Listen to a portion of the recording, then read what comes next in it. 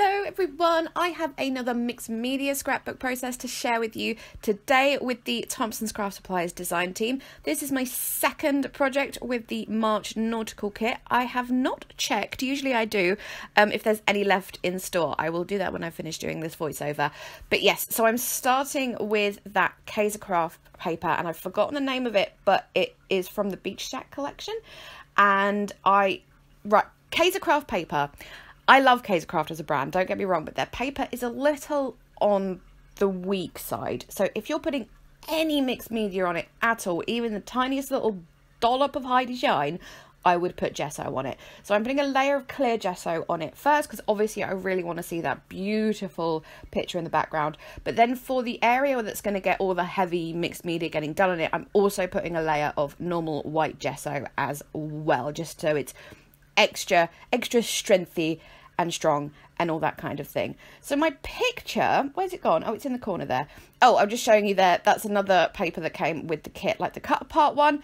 And I'm just showing you there that I'm just going to sit and snip that all out. Snippy, snippy. Oh, and then I'm going through, because there was a St Tropez paper in the kit, and I've got a lot of the St Tropez collection.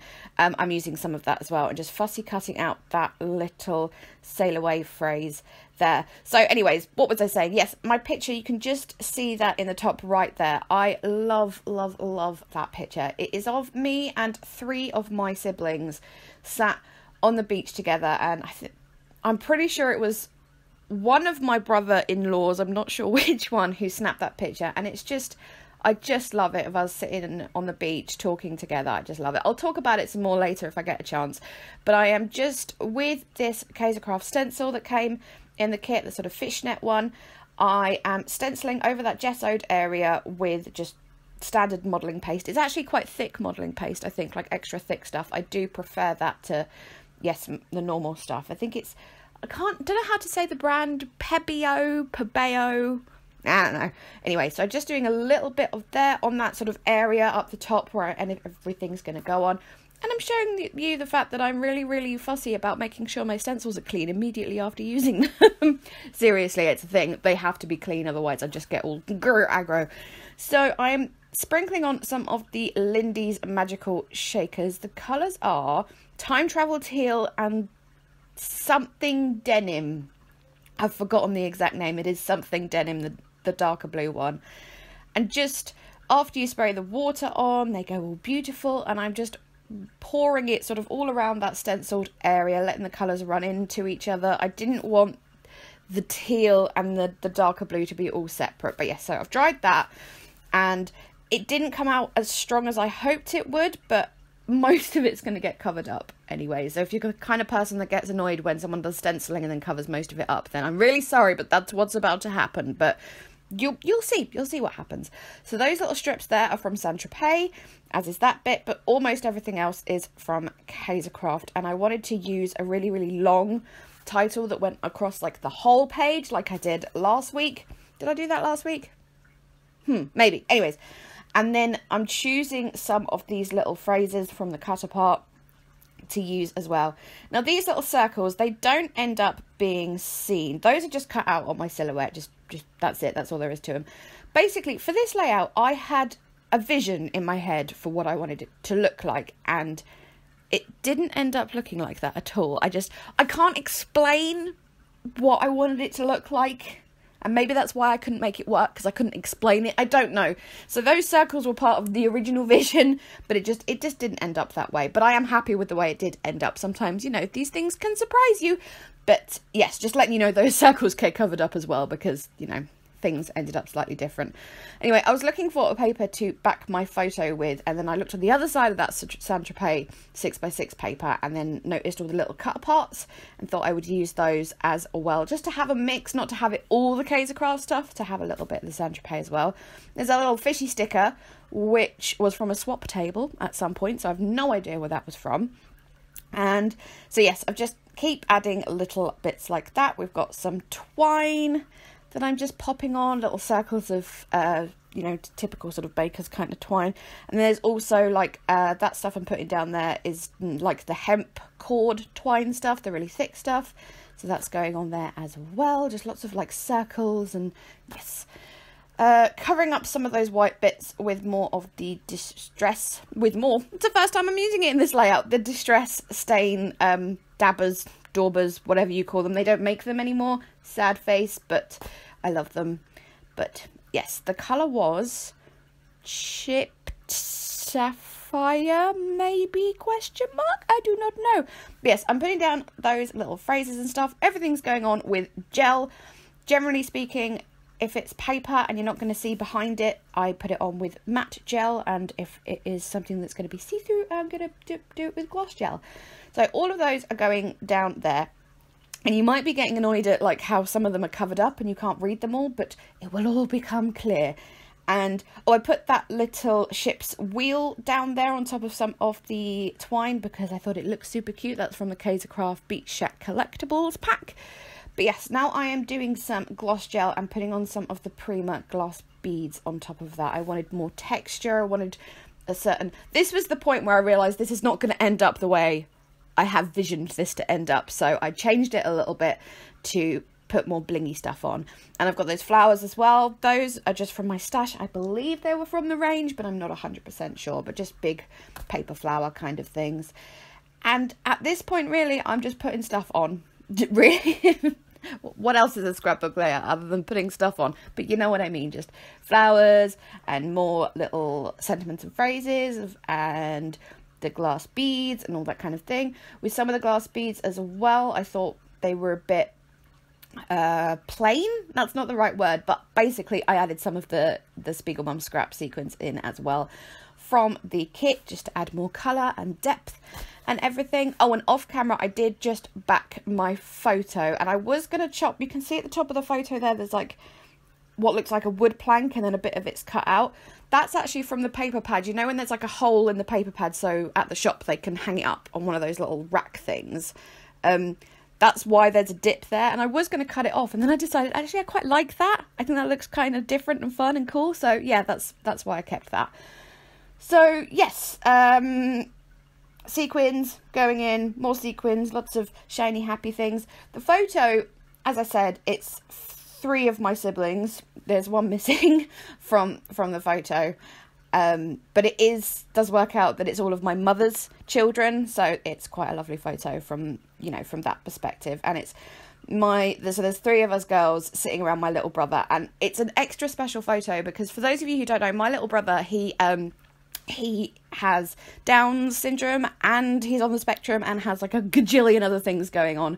So for him to come to the beach with us was pretty special because he doesn't usually want to get involved in that kind of thing. So that was, you know, it made it an extra special moment that he came with us. So I love this photo so much. I can't express enough how much I love it. I've journaled with it so many times. But yes, behind the photo, it was too plain. I wanted it to be busier behind the photo, so I added those strips there. And those I'm adding in, I can't think of the name of them, those little glass flat back gemmy beady things. I bought those on eBay. They're kind of like the things you put in your fish bowl, but they're smaller. I will try and link the shop that I bought them from, but I thought they look great on a nautical kind of layout, that sort of kind of like sea glass kind of thing. I wanted to buy some of that, but I couldn't find any that I liked the look of or approved of the price of. So more things going on. I did keep that just us there because I thought that was nice, right next to the photo.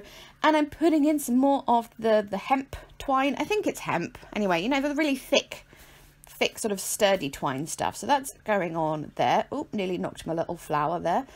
And yes, just more things going on over and over again. I did put some foam behind the photo to help it stand up. Oh, that I'm putting down there is just normal like cotton thread that you would use for sewing. I thought around the flowers it would look quite nice if it was a bit more delicate than the different kinds of twine. So yes, photo going down on the foam to help it pop from the very, very busy layout. I did just distress the top bit where that kind of wood plank thing is, and that is going on there like that. Now what else am I going to do? Just keep adding lots of little bits that I think are cute and work with the layout and stuff. And like another little flower. And I think whenever I put a thing like that down, like the flower or one of those glass gem bead flat back thingies, I do add sequins and glass beads around it because I think it just looks a bit better than one on its own. I think there is one on its own at one point. But yes, so that strip you can see there is the one I wanted to use for my title. And the reason this kind of explains the rest of the layout, because you know how all the other phrases I've put down, you can't really read any of them, or you can read them, but you can't read the whole thing. So I've got all these kind of phrases and sentiments and stuff all like mixed in, and you're like, what are they saying? I can't read them. And then you just look at the title that then says, where is it? Live for the moments that you cannot put into words. So that is why I've done it so you can't read all of the sentiments properly, because you're going, oh, confused, and then boom, title, live for the moments you cannot put into words. Look at me being all, you know, deep and emotional and whatnot. Anyways, putting a little gem up there. I liked that little cluster of flowers up there, so I thought I'd add some more. Wanted some more twine next to that ship's wheel because I just thought it looked a little bit lonely on its right side. And then because I'd covered up so much of the stenciling, I was mildly annoyed with myself. This is partly because, you know, the vision I started off with for this layout was a little bit different.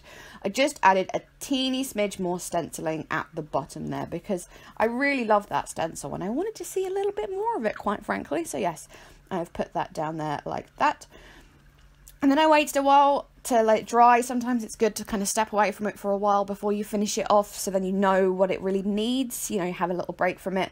So those little sort of gemmy, they're not enamel dots, but you know, that kind of thing, are from Paper Mania, and I've done them so they don't draw too much attention to themselves, like tuck them under certain things, but there's still that little hint of blinginess. And I'm using the Distress stain again just to dab on some colour onto the stenciled part, and apparently it wasn't quite dry enough, so I just finished off drying that. And again, that's the, oh, that colour is tumbled glass, I think.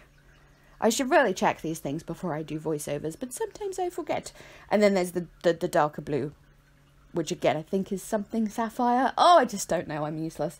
Anyway, I won't be able to link those because, as I said, they don't make them anymore. You can find them sometimes, but anyways, I'm also flicking on some splatters of Heidi Spot Colour Shine in the colour Ocean. It's a really, really subtle blue, so I wanted some subtle splatters of blue. I didn't want to go in with like navy splatters or anything like that. And then because we've got quite like lots of pretty things going on, I'm adding some flat back pearls.